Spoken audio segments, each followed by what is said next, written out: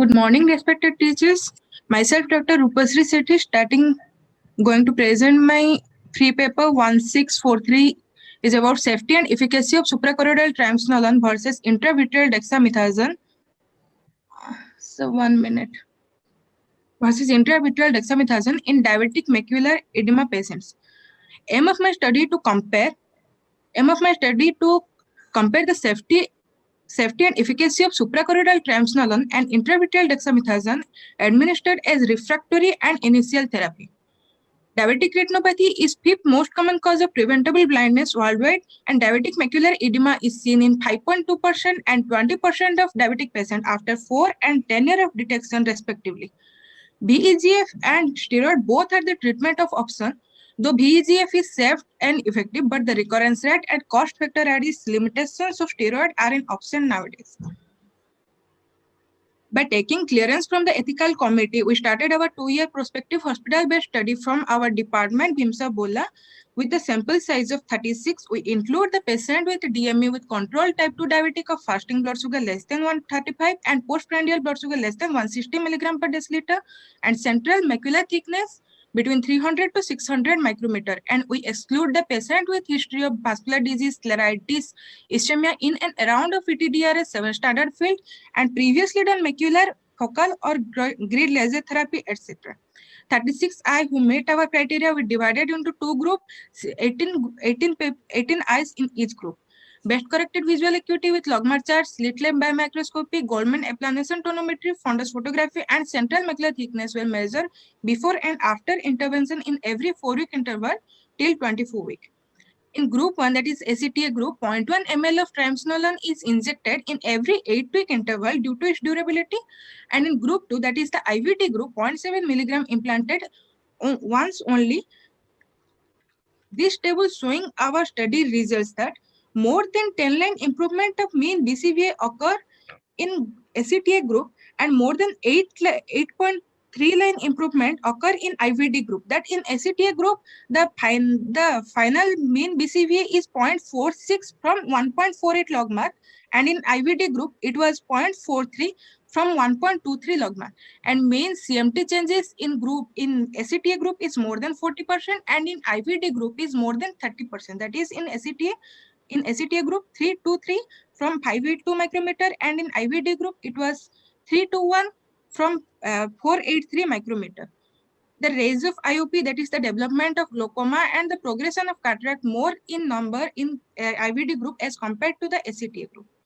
This is the line diagram showing the mean BCVA improvement after IVD is more gradual as compared to the ACTA group, because in ACTA group, after every injection, after every administration of the doses, the mean BCVA improves till 5th week, and after that it starts gradually deteriorating.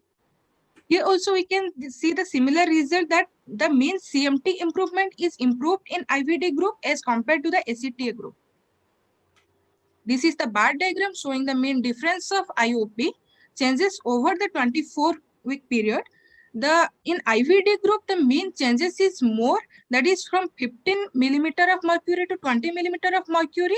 So the chance of development of glaucoma is more in the IVD group as compared to that of the ACTA group.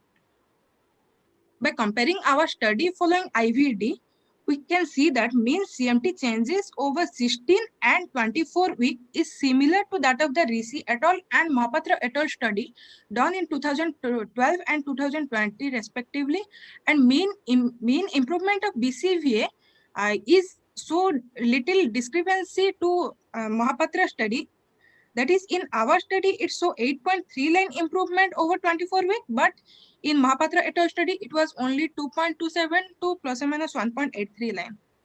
And mean CMT and BCVA improvement following ACTA is showing similar result to that of the TAV et al. Study done at 2020.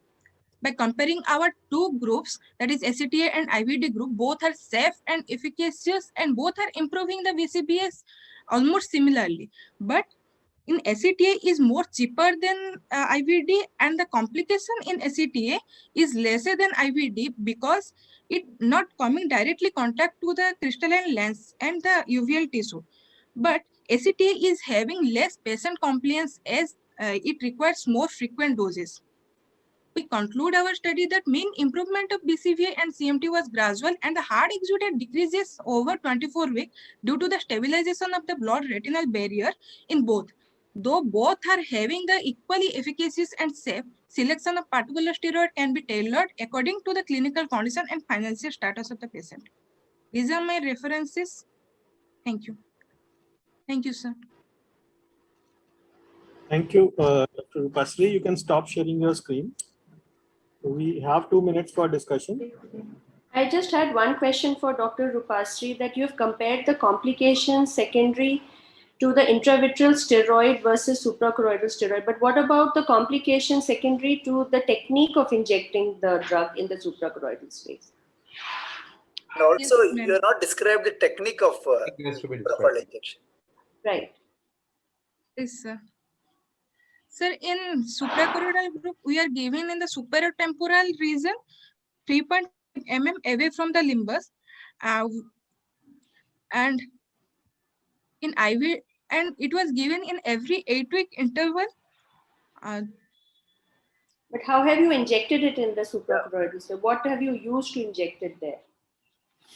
Ma'am, first we are putting the topical anesthesia. Then after that we clean the sclera with the lignocaine, and after then we measure I that. think you did not understand question. How you ensure that drug is gone in a suprachoroidal space?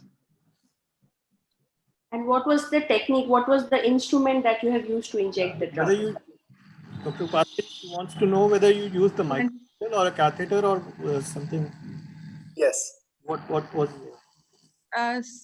It's not easy to give these injections unless until you have some specialized device. Yes, sir. We are having the specialized doctor.